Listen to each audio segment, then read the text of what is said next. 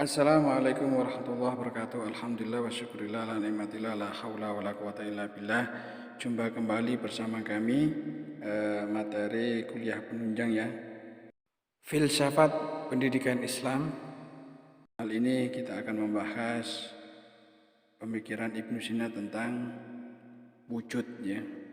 Mudah-mudahan menjadi kajian yang bermanfaat, akan dibacakan oleh pewarta kami. Terima kasih atas perhatiannya. Assalamualaikum warahmatullahi wabarakatuh. Pengaruhnya di timur dan barat. Besar sekali pengaruh pemikiran Ibnu Sina.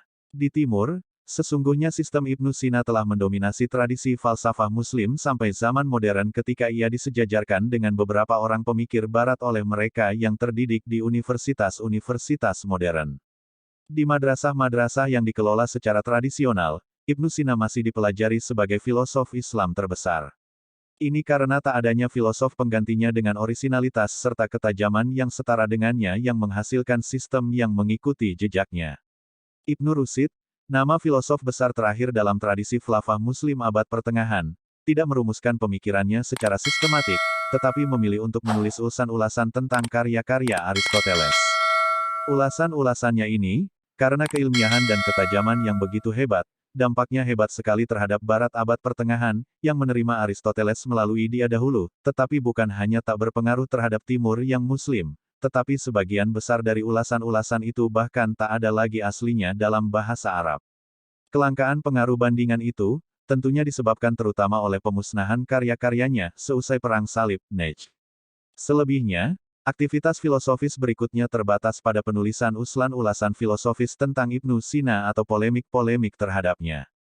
Kekecualian-kekecualian yang langka, seperti Sadr al-Din al-Shirazi, yang menulis karya-karya mereka tentang falsafah sistematik, menjadi kurang filosofis dan lebih bersifat mistis dalam penalaran mereka, jika tak dapat dikatakan spiritual. Namun demikian, ulasan-ulasan dan polemik-polemik terhadap Ibnu Sina ini serta sistem-sistem berikutnya masih belum dipelajari sampai pada tingkat yang lumayan tingginya oleh para mahasiswa. Oleh karena itu, marilah kita tetapkan secara lebih pasti pengaruh Ibnu Sina di dalam tradisi Islam. Mengatakan bahwa ia lebih mendominasi tradisi falsafah Islam tentunya tidak berarti mengatakan bahwa ia telah mendominasi tradisi Islam itu sendiri.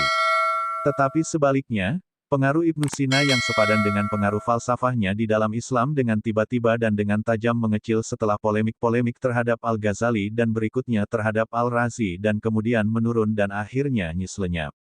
Ia masih terus dibaca di madrasah-madrasah hanya sebagai latihan dasar intelektual para siswa teologi, bukan untuk memfalsafahkannya kembali melainkan untuk menyangkal atau menolak faktor-faktor penunjang dari situasi ini adalah kekakuan formal dari teologi yang dogmatis dan kenyataan bahwa akal manusia itu sendiri menjadi dicurigai karena adanya ketidaksesuaian ajaran-ajaran tertentu Ibnu Sina dengan teologi ini, di samping tentunya ada alasan-alasan sosial, politik, pendidikan, dan ekonomi. Konsep-konsep Ibnu Sina tentang keabadian dunia tidak hanya menghina ortodoksi, tetapi juga menghina doktrin-doktrinnya sendiri yang dikembangkan dengan perhatian istimewa kepada Islam, seperti misalnya doktrin tentang kenabian. Demikianlah materi yang telah kami sampaikan. Mudah-mudahan ada guna manfaatnya. Akhirul kalam. Assalamualaikum warahmatullahi wabarakatuh.